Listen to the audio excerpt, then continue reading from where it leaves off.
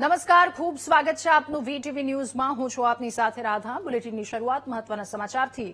પાટણના ખાલપપુરની ઘટના, જ્યાં વ્યાજખોરોએ તમામ ક્રૂરતાની હદ વટાવી છે। માત્ર 5,000 રૂપિયા માટે વ્યાજખોરે મહિલાને જીવતી સળગાવી દીધી। ક્રૂર વ્યાજખોરે માત્ર 5,000 રૂપિયા માટે મહિલાનો જીવ લઈ લીધો। વ્યાજખોરના વિશ્વકર્મા હોમાઈ સામાન્ય મહિલાની જિંદગી। પિંકીબેન પટણી નામની મહિલાએ ઉધારમાં 5,000 રૂપિયા લીધા હતા। ઘર ખર્ચ માટે પિંકીબેને બાબુ રાવળ પાસેથી 5,000 રૂપિયા લીધા હતા અને પૈસા ચૂકવવાની મુદ્દત માંગતા વ્યાજખોરે મહિલાને જીવતી સળગાવી દીધી। મહિલા પર જ્વલનશીલ પદાર્થ છાંટી જીવતી સળગાવી દીધી। આ ગંભીર રીતે દાઝી જતા મહિલાનું મોત નીપજ્યું છે। પોલીસે પિંકીબેનના મોત પહેલા નિવેદન નોંધ્યું છે। પિંકીબેનના પરિવારે હવે ન્યાયની માંગ કરી છે।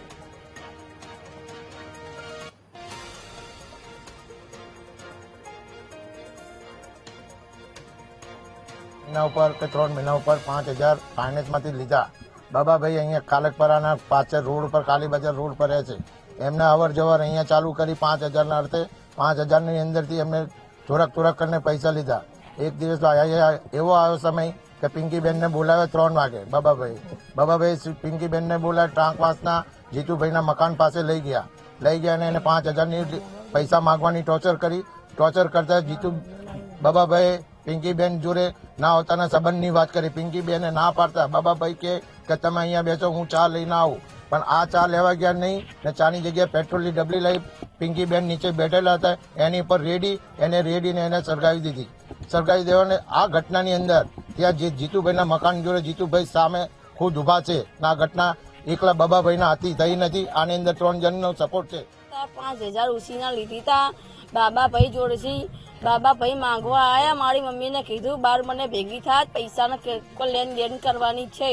મારી મમ્મી જી તાંકવાળા આગળ મારે ભેગી થઈ બાબાભાઈ એમ કે મને 5,000 લઈને હાલ। મારી મમ્મીએ 2 દિવસનો વાયદો કર્યો પણ મારા બાબાભાઈ માન્યા નહીં। બાબાભાઈ મને મારા મમ્મીને એમ કે ચા લઈને હું આવું, પણ ચા લેવા ના જે પેન્ટોની ડબલી લઈને આવ્યા। અંદર જીતુભાઈના એનામાં ઓસરીમાં લઈ જઈને બેસાડીને સાંટી દીધું અને આવી ઘટના ઘટી ગઈ છે। મારી મમ્મી હવે ને કે રહેવાના દારો નહીં લાયા। જેવી મારી મમ્મીની હાલત થઈ ને એવી એમની હાલત થવી જોવે।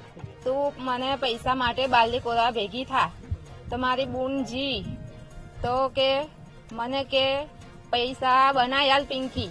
તો મારી બેને એમ કીધું કે મારી જોડે અત્યારે નથી। તો મારી બેને એમ કીધું કે હું તને 2-3 દિવસ પછી આલી દઈશ। તો મારી બેનને કે તું અહીં ગની ઊભી રહે, હું તારા માટે ચા લઈને આવું, આપણે બંને ચા પીએ। તો પછી પેન્ટોલની ડબલી લાવી મારી બૂનને જીતુભાઈના ઘર પાસે સળગાવી દીધી। જીતુભાઈ બાબાભાઈ બંને ભેગા છે। કેટલા રૂપિયા લીધા હતા? મારી બેને ખાલી 5,000 રૂપિયા લીધેલા છે એવી વાત સંભળાશ।